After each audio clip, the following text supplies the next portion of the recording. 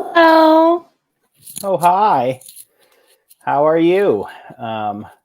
Jocelyn is not getting any audio, so it's up to me to welcome everyone to the show. And I think Jocelyn is going to rejoin to get her audio working. But what we're going to be talking about today is pharma.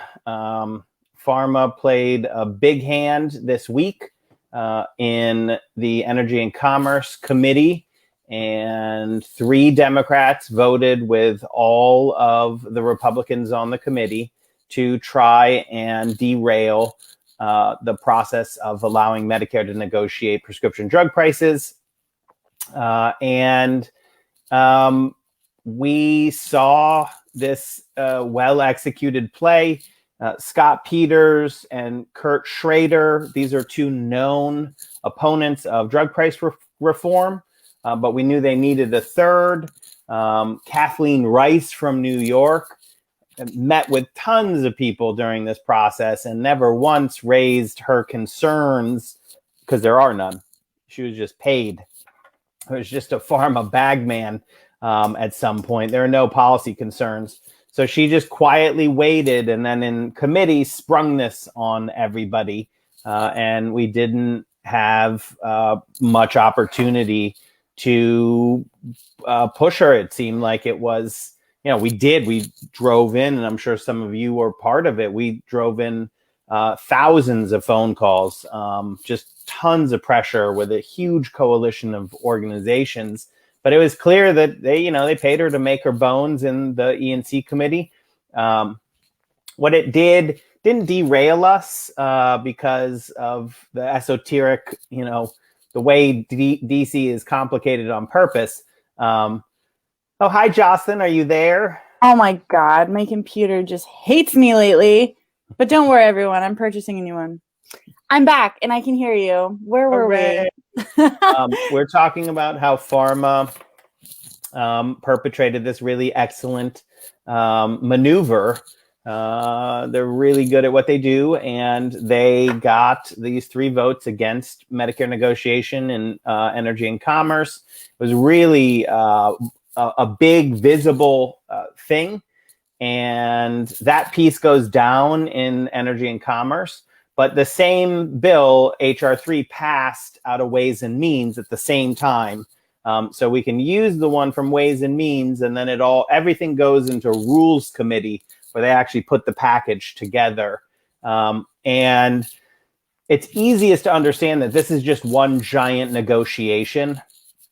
And what they did, and basically there's the we can have good things side and the we can't have good things side in the negotiation.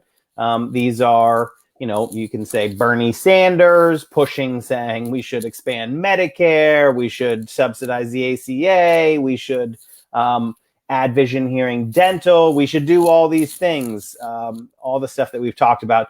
Then you have Manchin and Sinema and others who are paid to say, oh, well, I would love to, but we can't. And this is the negotiation between these 2 sides. So far, we've actually held it pretty high. Remembering 3.5 is the compromise. We wanted 6, which is what we really need. But 3.5, we've held it there. This little rebellion, I think, is going to lower the number, or at least gives more ammunition to the we can't have nice things crowd. So, it's really despicable to see all 3 of these Democrats had voted for Medicare negotiation before. They run on lowering people's drug prices. Then they get to DC, they get a bag of pharma cash, and all of a sudden they're voting with pharma and not with their constituents and the American people. It's why people hate politics, Jocelyn. Yeah, that's definitely one of the bigger reasons. So what's next? Well, I've got my Rocky IV shirt on, so I know I'm a big fan of that shirt, and I'm feeling pretty good about that. Rocky IV is all about victory, so I don't see any problems moving forward. Rocky was like at least a foot and a half shorter than Drago. So never worry about the long odds. I'll tell you, Jocelyn, that I moved to DC. I got my master's to take on pharma after working in clinics and seeing just how bad and despicable and simply despicable. It's not like it's super complex. Like people can't afford their drugs. That's it. So you're like, lower the prices. And I've spent, almost a decade and a half working on this. Luckily, I'm pretty aware of how terrible pharma is. And one of the things that they excel at is these maneuvers that not only add political difficulty, but also demoralize their opposition. And a ton of their tactics are aimed at demoralizing, at sapping the strength from their opponents, which is, super effective. And that's why, like right now, all we have to do is flex back at them. That's why I put on my Rocky 4 shirt yesterday, and we're keeping it going. We drove a billboard truck through Kathleen Rice's district. We actually went from senior home to nursing home to senior facility, and we're just going to tour her district just all the time, saying Kathleen Rice voted to keep your drug prices high. Call her and remind her that she works for the people and not for pharma. And Patients for Affordable Drug Prices, an ally, a little bit closer to Nancy Pelosi. But remembering, Jocelyn, that this isn't a progressive priority. I mean, it obviously is a progressive priority, but this is a central plank of the Democratic agenda, right? Of the whole party. Nancy Pelosi and the Democrats have run on lowering drug prices for 10 years. Joe Biden has promised this. Senator Schumer has promised this. Leader Schumer has promised this. Everyone is fighting for this. And we can do our part, but we do need all of them to lean in.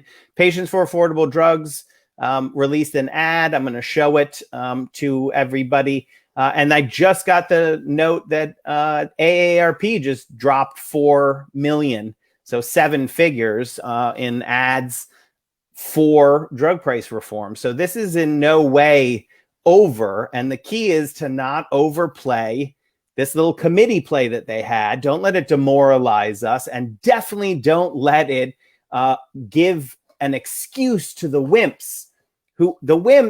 So there's the we can't have nice things people. There's the we can have nice things people. And then there's wimpy people in between. And they could sort of go either way. And generally money tells them to go on the we can't have nice things side. But we're all being like, we can have nice things. And the wimps are like, are you sure? Well, money and ennui. I mean, people are tremendously susceptible to the idea that whatever is currently happening is what has always happened and what will always happen. Even if, as Joe Biden addressed when he spoke about this about a month ago, this is like a very modern form of evil. Drug prices were not this exorbitantly high even 10 years ago. This has happened pretty rapidly. I mean, there's always going to be corruption with companies that have that much money, but it's skyrocketed. It's gone from, yes, medicine is expensive to, yes, these life-saving medications that you need to survive cost thousands of dollars a month. And if you don't pay it, well, that's unfortunate. Sorry to hear that.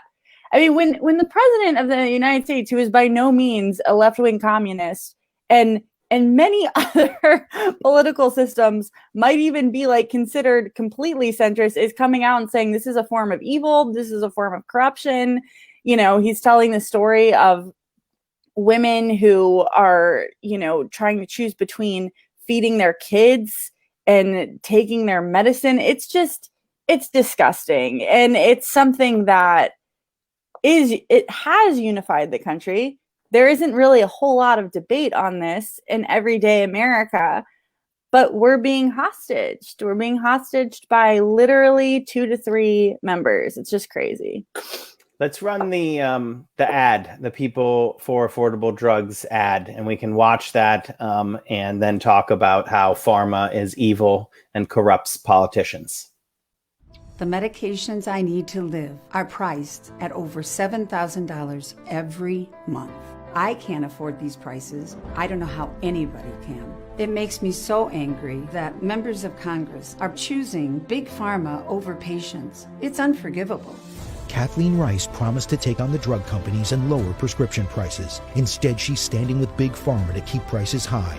Tell Congresswoman Rice, put lower prices for patients before drug company profits. Yeah, That's I like a great that one.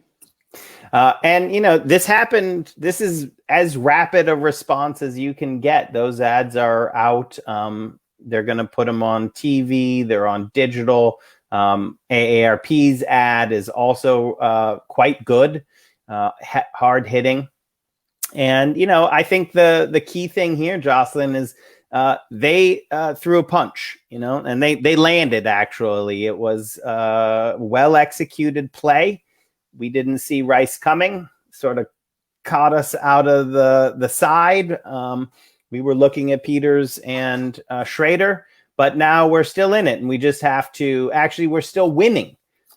We just have to keep the momentum going. You know, Biden just met with Joe Manchin at the White House. He met with Sinema at the White House. Pelosi is meeting with the mods. And we just have to keep flexing, keep pushing, realize that we are in the big sad. We will have reversals and losses, but we have to keep fighting, because if we start flagging, then the small defeats turn into a rout and we can lose all of everything. So we have to just stay on offense and keep fighting for what we want. Yeah, I mean, I imagine it has to be very demoralizing for you specifically, though, Alex. This is your primary fight. How are you doing?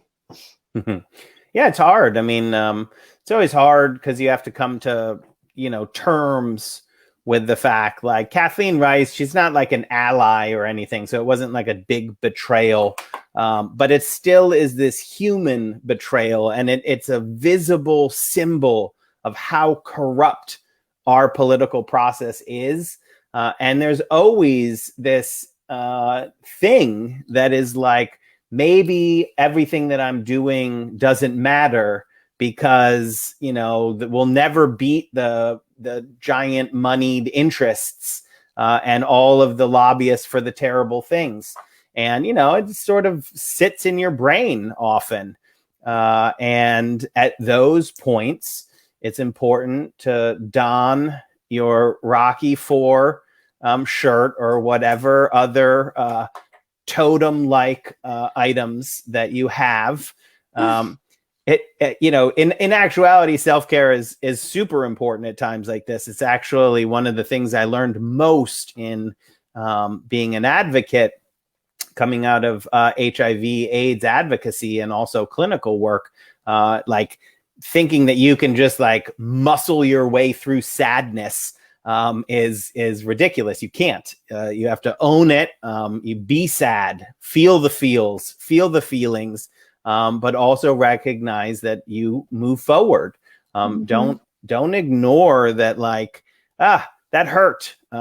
We saw this happen. We saw pharma corrupt the system. We were riding high, and then, you know, out of nowhere, we got punched in the face, and now we're feeling kind of down. But the key is to own it, feel it, and then do what you do to get happy. Recognize those things. Go out, touch grass, take a walk, listen to music, take hot baths, look at art, whatever it is. You know, that's the key. And then if you're ready, get back in the fight. I always say it's not a marathon. I'm sorry, it's not a sprint, nor is it a marathon. It's a relay race. Yes. So when you have the baton, run. But when you get tired, you can hand the baton over. You can take it, and I could rest for a minute. And in that way, and with solidarity, the struggle continues, and we don't let these little reversals turn into a rout. And in fact, we can use this to gain momentum. Like, no one likes politicians who go on television before an election and are like, I'm going to lower your drug prices. And then they get elected and they're like, oh, is that a bag of cash for me? Ha ha ha. You guys are out of luck. I'm with pharma now. It's like literally the villain of politics. So like, we just have to attach that to them and just be like, this is unacceptable. You better not vote no on the floor, or all of this negative is going to attach to you forever. Forever. You're going to be the person who kept everyone's drug prices high. If you go into a Denny's, you will be booed, resoundingly booed. Anytime you walk in somewhere where there's people, I just happen to like Denny's. It could be an IHOP. It could be your local diner. Whatever it is, wherever there are people, you will be booed. And I will make sure I'll be going around being like, boo this person. And then everyone will probably boo. Well, they might ask why. They'll say, this person fought for pharma to keep your drug prices high. And then everyone will boo. There's no one who won't boo that. Well, okay, what's the timeline then? Like, how long do we have to win and or lose? Of the whole fight, we actually are quite far along. The House committees have acted. That was the last thing. It's called marking up, and then they report out. And basically, they just take the bill that we're talking about, and they go through an amendment process, but it's generally pretty cooked by leadership. There are negotiated things. Like, we actually negotiated an increase on the child care that made it far more progressive. That was a fantastic showdown. Progressives working with centrists, and being like, we need this priority. And we overcame the corporate opposition, because it is important to just remember, this is not about moderates or progressives. This is not an ideological spectrum that we're talking about here. Like Golden from Maine 2, Representative Golden, he represents the most conservative district held by a Democrat. It's like an R plus something big. It's the northern part of Maine. Beautiful country, very, very odd. I told a moose story there that did not go over well at all, because it relied on the humor of not knowing things about moose very well. And they were all like, everybody knows moose can swim, city boy. And I had to just take that and be like, I'm sorry, I didn't. Wonderful area. That place is conservative, like small c conservative, but Golden knows that he fights one of the hardest to lower drug prices, because he's like, that's what my people need. They need to see me lower drug prices. And so the opposition is not coming. It's not ideological. It's just pure corporate bags of money. Bob Menendez in the Senate, Scott Peters, Kurt Schrader, Kathleen Rice in the House right now. But we are out of the I think it's hard to say. Getting the votes for the whole thing was very difficult. Getting everything out of committee, also very difficult. Now we need to see the Senate move, and we want to see all of the details and numbers from there. And then we are going to have to work to bring those two together. Some things the Senate is doing better, like vision, hearing, dental. The Senate is doing that better than the House. And some things the House is doing better, like prescription drug prices. Even with this kerfuffle, the House side prescription drug prices is way better than what we're hearing out of the Senate side.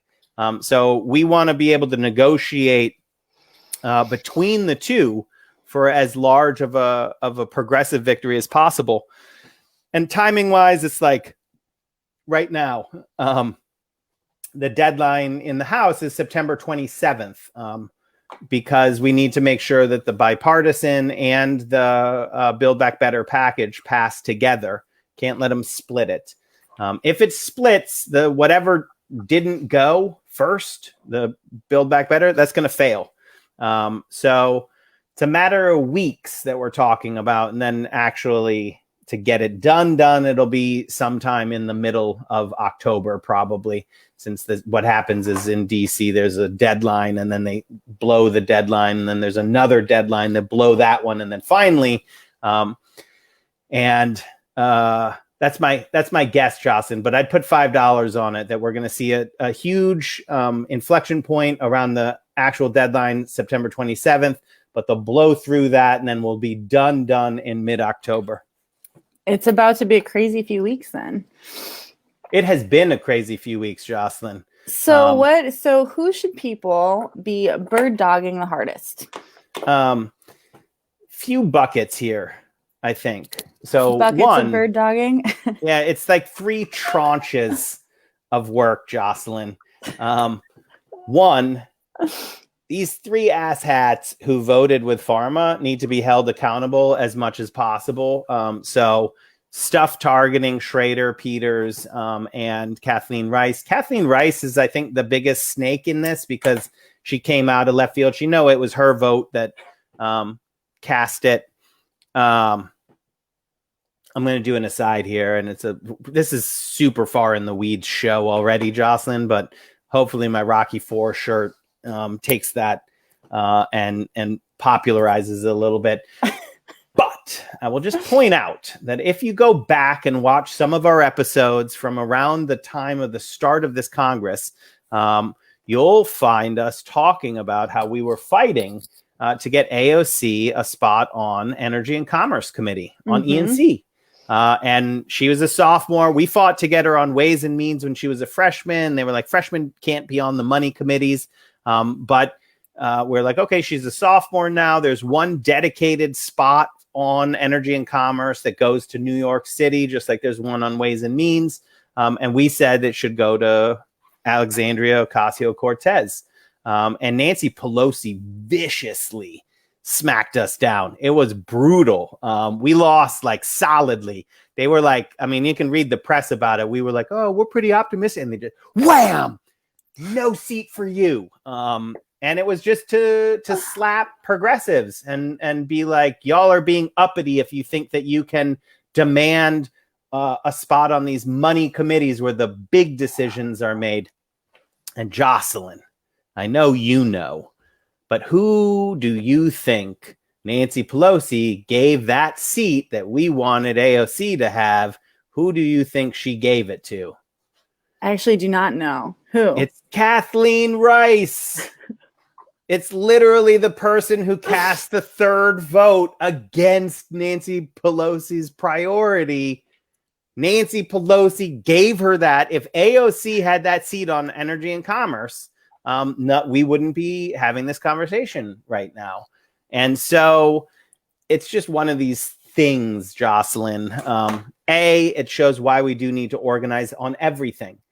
I don't think power has been more angry at me on anything I've done than that organizing, the trying to organize to get progressive champions on committees. They go after our funders. I mean, they came after us so hard. And I'm like, you can't go after my funders because my funders are millions of people who all give me a small amount of money. They did find some of our big ones who give us some money. And I was like, all right, well, we'll have to part ways then. Luckily, I got this gang of small dollar donors that keep us in the lights being on.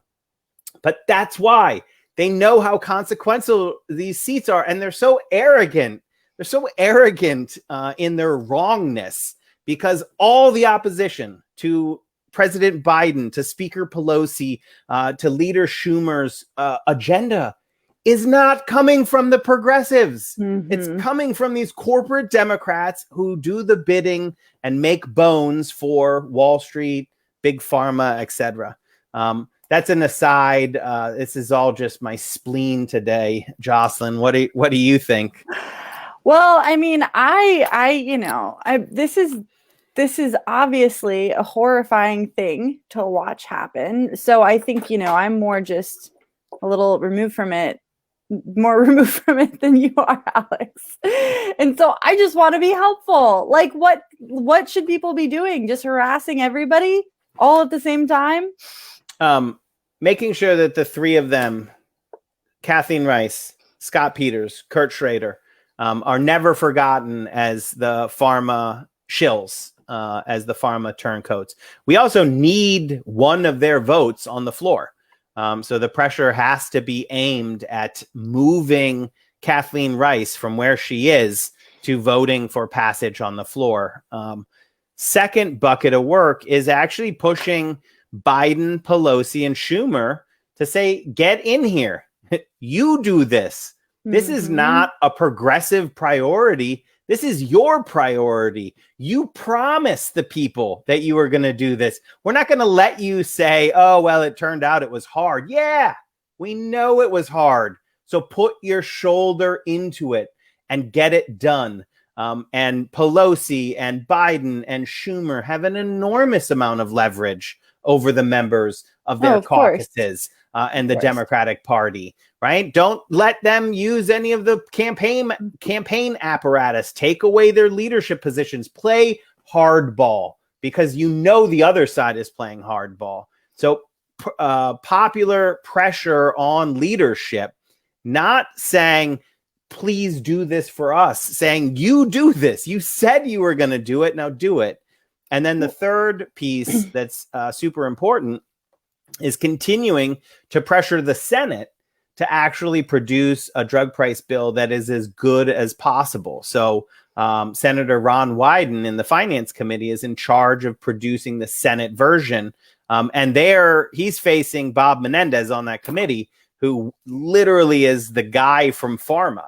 So his whole job is to get rid of this part. And if he can't get rid of it, to make it as small as possible. This little skirmish gives weight to his hand in finance. We need to give weight to Elizabeth Warren, who's also on finance, who's saying we absolutely have to take on pharma in a huge way. So we need to continue to pressure Senate finance Democrats and say we need a really bold, robust drug price bill. So those are the three tranches of activism right now. And we need to do it. It's in politics. If there is no reaction, this is what trial balloons are. If power takes something away and there's no reaction, then they will continue to take away from there forever. It preys on the voiceless and least powerful.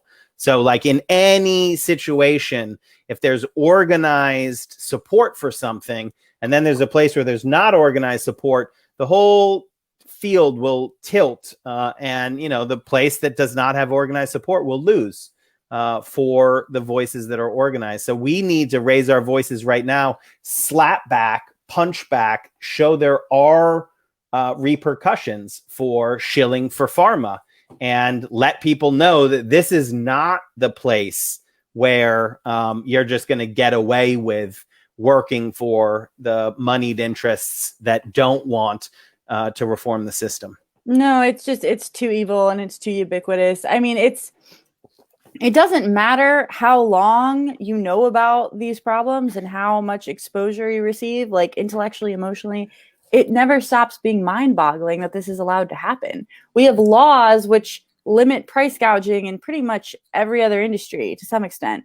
The fact that like that woman in that ad can be paying $7,000 for her life-saving medication, I'm not even shocked by that, is just horrifying. It's horrifying. And there in no way, shape, or form is that the behavior of a developed country. I mean, and it's to the point. So, fun fact. So something I've been working on is, you know, we talk a lot about policy level healthcare change, right? But something that I've been thinking a lot about and researching is, okay, how do we provide assets for people to, in their daily lives, fight this price gouging? Because a lot of these fights are, you know, they're long fights. They involve big moving power pieces. But what can people do today to make sure that they're not losing everything they have because they've received a diagnosis? And, you know, one of the books I read, literally the second chapter, they're like, have you considered leaving the country though? And I'm just like laughing because it's not funny. It's not funny at all. But how terrible is it that we're at a point where one of the first solutions that's offered for managing the United States healthcare system is perhaps you should repatriate elsewhere because it's not great here. I mean, and we're not just talking about illness. We're talking about things like childbirth. I can't remember the exact number, but the average healthy pregnancy, just the birth alone, not including prenatal care, not including if it is a high-risk pregnancy, is between like $10,000 and $20,000. That's insane. And we wonder why birth rates are stagnating. It's just a hellscape. I mean, I think we talk a lot about the ways that these aren't, I hear about people who don't like politics, and I don't think anyone likes politics unless you have a serious masochism streak. But like at this point, or on the other side, if you're just a classic narcissist, right? Right. Sure. I mean, but I don't, perhaps like intellectually, the history of it is fascinating, whatever. I don't think a lot of progressive organizers are in this space because they have a passion for talking about a world that's literally living in a state of code red, or a passion for talking about the ways that police massacre citizens, or the ways none of us can afford to pay for basic healthcare costs.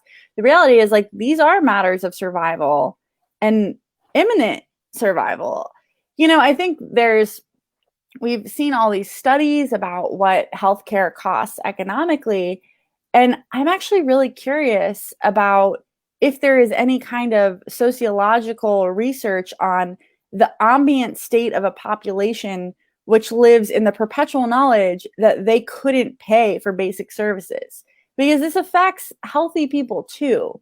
It's what you said, Alex. We can't be coming to leadership from a place of, oh, this is like for the sad or underserved. No. This is for everybody. For everybody. Again, the reason I bring up childbirth is because that is hopefully a healthy thing that a lot of people are going to do at some point. And I don't have like $20,000 in my couch cushions that I could just like feel cool about. It's insane. It's insane. And, with pharma specifically, it's especially sinister because it's how you end up with these Russian tragedy stories of people in allegedly the richest country in the world not taking their insulin, not taking whatever drug they need that day to try to save money. And then one day it doesn't work and they're gone. Yeah. That I will also say that all of that is true. And there's also people who just have drugs that make their lives easier, and they can have more fulfilling lives because the prescription that they need, they can take. And they don't, and right. It doesn't have to only be, it's amazing in a horrible way that they'll actually kill people by doing this with life-saving drugs. Insulin, for example, they kill people. Pharma kills people. The three companies that produce insulin and operate as a cartel kill people. That's what they do. But there's also all the things under that, right? And it's just like, why do we accept that I need a prescription to do whatever, and I can't afford it? Why do we accept that as a concept? That's on us. We accepted that. We accepted that this is some sort of market good. It's not a market good. It's ridiculous to think of it as a market good. It's a patented monopoly, and the patent is granted by us. And we usually pay for the research and development that actually produces the drugs.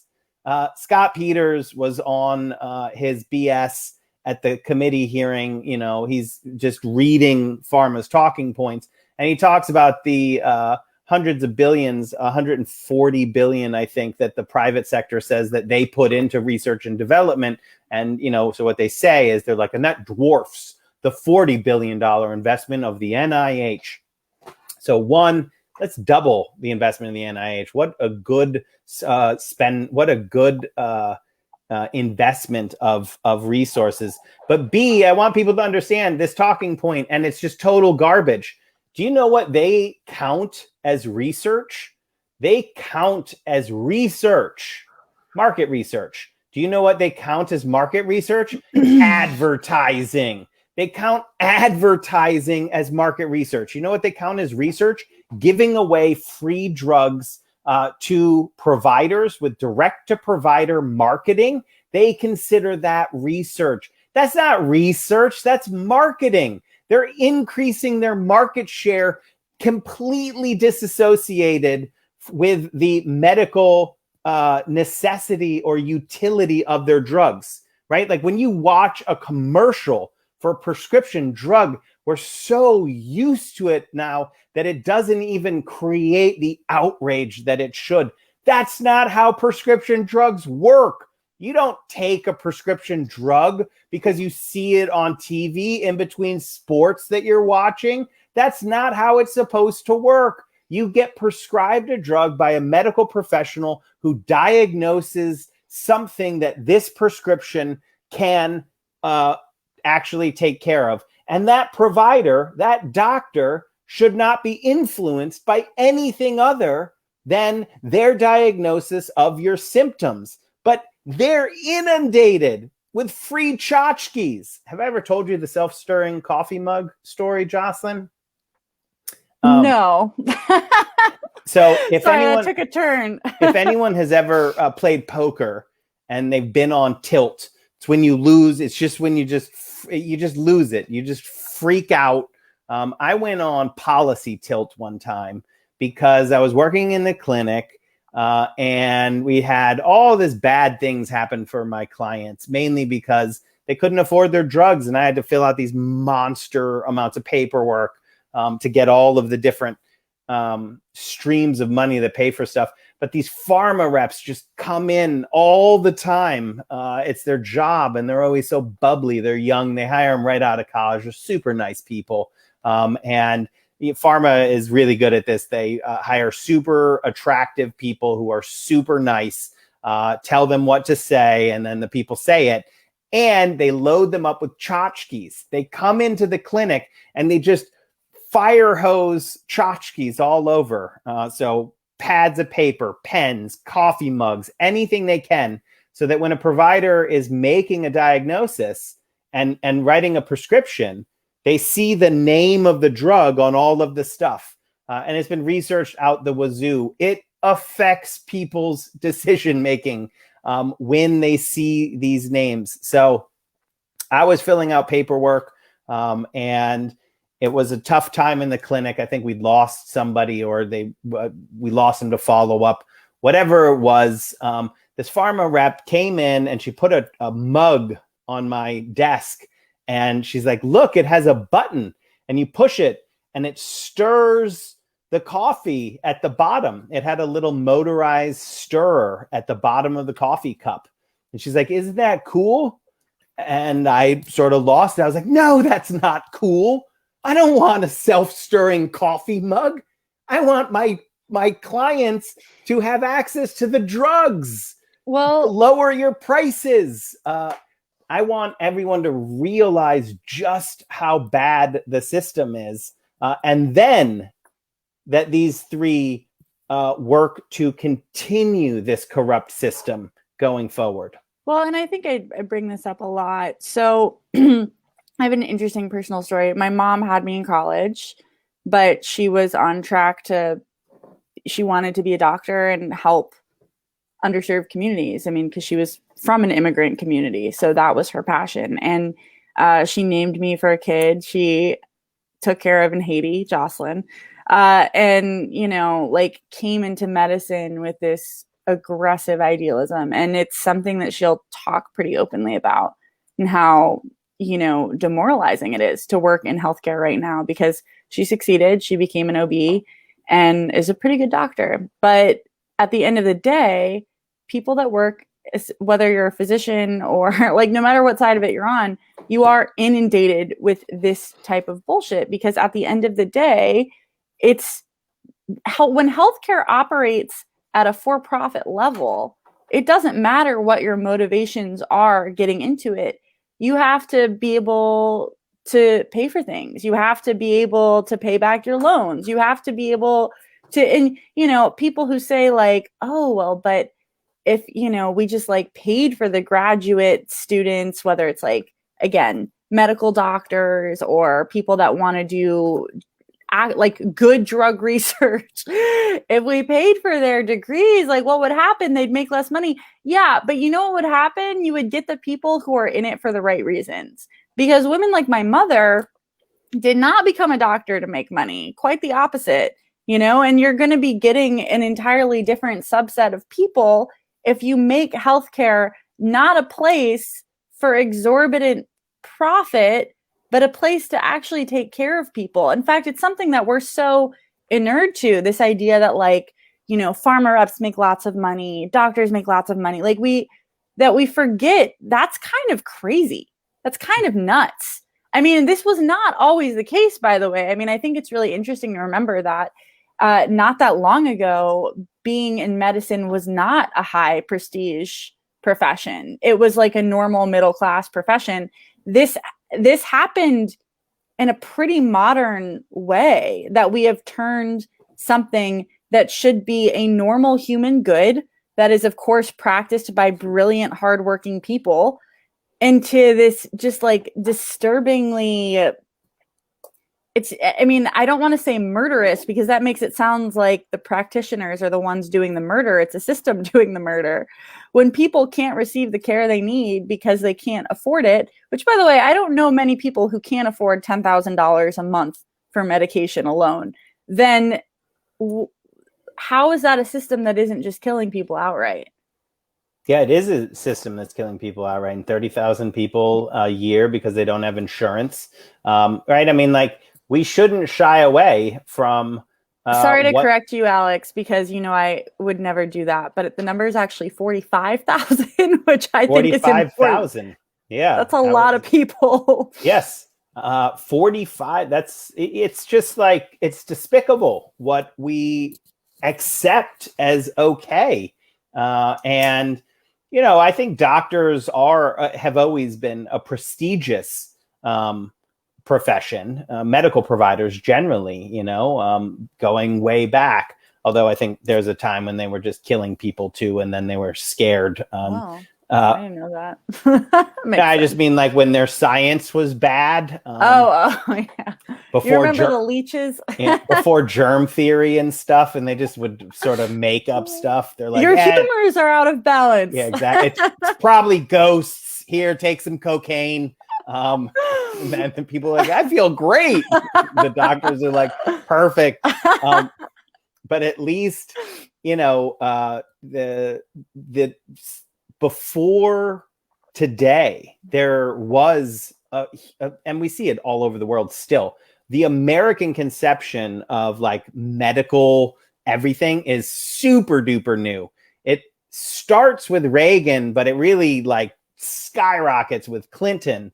And in the 90s, in the public, private, and you basically see America just eliminate the concept of public health. Mm-hmm. And then when it's just all profit, and there is so it just becomes a good, right, a consumer good, then the market dictates what happens next.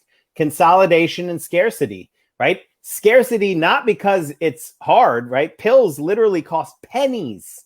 It's because they monopolize, they consolidate, become the only actor, or, you know, one of a few, and then operate as a cartel. And then they restrict access to things that we need to live. And when you restrict access, this is what monopolists do, the price skyrockets. And in economics, they say, you know, the willingness to pay. What is your willingness to pay for this thing? And in healthcare, it's not a market good, because what is your willingness to pay for your life, or the life of your child or loved one, partner? It's everything you have and everything you can borrow and cheat and steal. We have a whole genre of movies and televisions only in this country who the theme or is predicated on unaffordable medical things, right? Breaking Bad cannot occur in any other country. No other country of our peer countries would a teacher have to become a meth dealer because they can't afford their cancer treatments. All of Canada is being like, what? What's this about?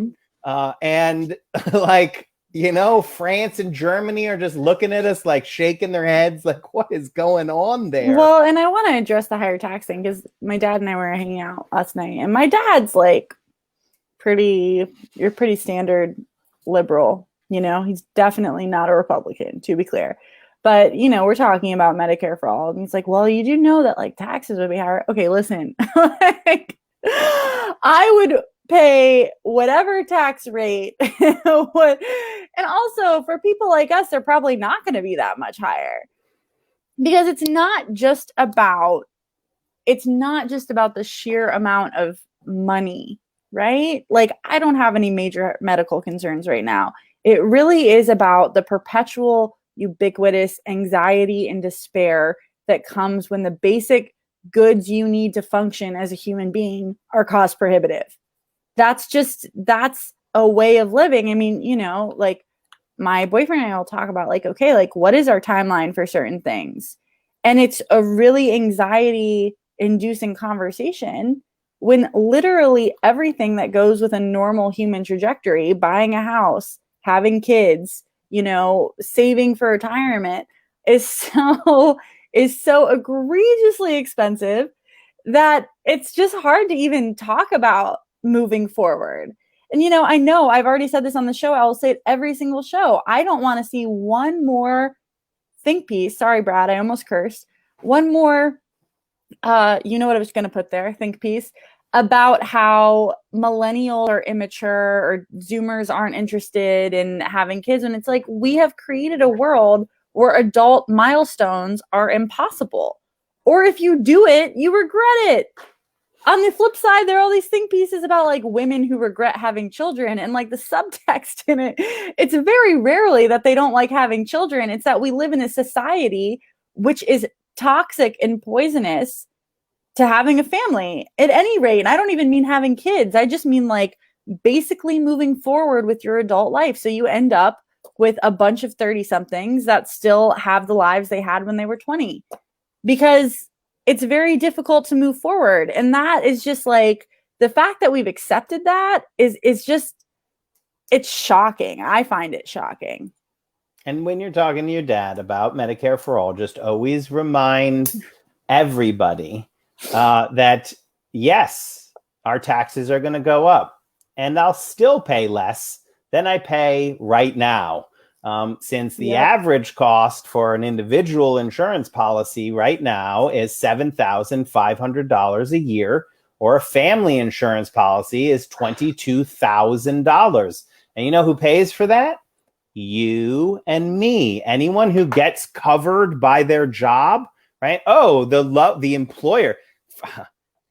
Man, if you're ranking stupid policies, the fact that we have our insurance tied to our jobs is the dumbest setup ever. You know, when I was talking about France and Germany, like looking at us being like, ooh la la. And I don't know how to do a German thing, but Das Americans, something.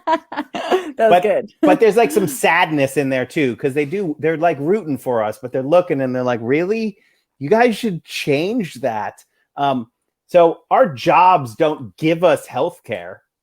Whatever money you're being paid, if your job provides you health care, it's minus whatever your salary is, add $20,000 if it's for a family, or $7,000 onto your salary, and say that is actually what you would be making if you weren't paying for your health care.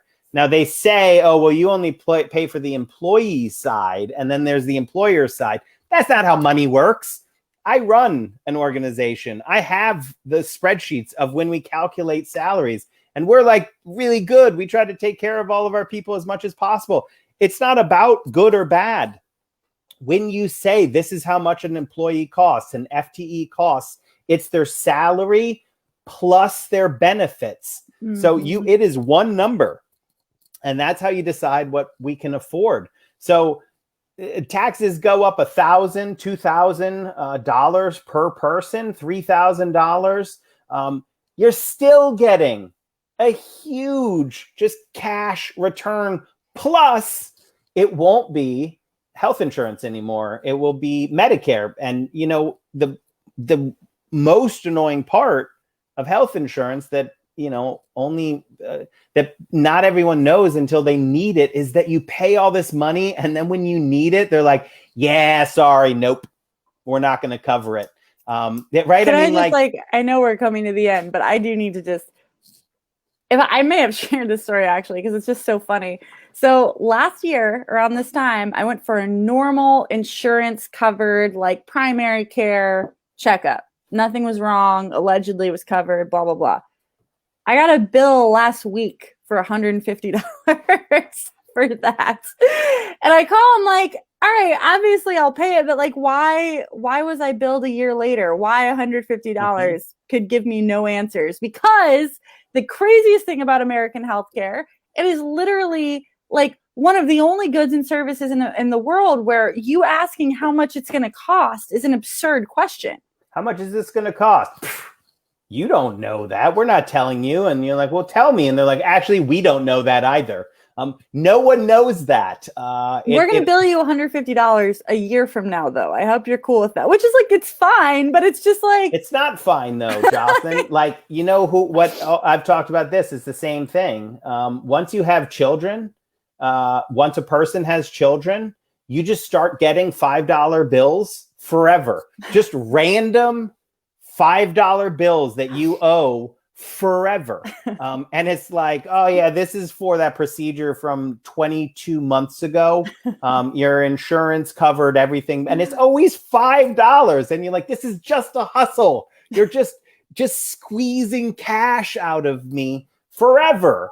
And it's like, what kind of system is that? And what kind of people are the people who will take bags of money to perpetuate this evil system that kills people, that is an aggressive annoyance for everybody, and adds so much uncertainty and worry to people's lives? I wish everyone had the opportunity to live in another country, to understand the lack of just worry that comes with knowing that if you get sick, you just get the care that you need. That if you have an accident, you focus on getting better, not on trying not to bankrupt your family. I mean, that is the truly despicable character of these three Democrats who voted with every Republican, who are all despicable, to enshrine pharma's power even more. So in conclusion, Jocelyn, it's time to flex, put on your Rocky shirt. Sometimes you get punched in the face, dust yourself off, and get back in the fight, because otherwise, do it because of justice. But if you can only do it because of spite, dig deep on that spite then, because these people deserve to lose. Well, and I just want to close with one thing. So I've recently, with the very the 5-minute window we were allowed to travel, I went to Europe to see some friends. And I was hanging out with dear friend Alex Sakea, and we were walking around Barcelona, where he is right now, and with his girlfriend who's Spanish. And Alex and I are like, wow, look at people just like hanging out on patios, just socializing with each other. And his girlfriend was like, are you guys okay? Like, because it just gets back to, we can just have such a different way of living. We don't have to have a world where everyone is so overworked and underpaid that in order to have basic community, it involves an Excel spreadsheet of when everybody has like 20 minutes off work. We can have a world where we're working fewer hours and we're receiving more quality of life for those hours, where the government ensures we have things like basic health care. And when you walk through the streets, you see grandparents and grandkids and teenagers hanging out and talking and going to the beach, instead of people like nose deep in their phone freaking out all the time. That's what I would like.